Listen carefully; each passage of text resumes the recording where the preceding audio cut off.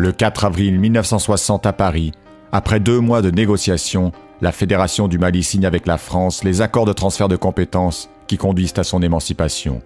Regroupant le Sénégal et le Soudan français, la Fédération est une tentative de construire une Afrique indépendante unie.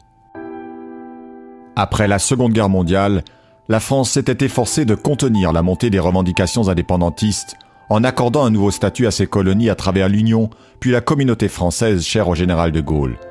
Mais l'existence de l'institution est brève. Dès sa création en 1958, la Guinée de Sékou Touré refuse d'y prendre part, tandis que les fédéralistes Modibo Keïta et Léopold Sédar Senghor dénoncent la balkanisation de l'ancienne Afrique occidentale française. Sous l'impulsion des 2 leaders, le Sénégal, le Soudan, la Haute-Volta et le Dahomey envisagent de s'associer à la communauté au sein d'une fédération. Mais face aux résistances de la France et de l'Ivoirien Félix Houphouët-Boigny, le Dahomey et la Haute-Volta renoncent, le Sénégal et le Soudan seuls créent la Fédération du Mali. Léopold Sédar Senghor est élu président de l'Assemblée et Modibo Keïta devient chef du gouvernement fédéral.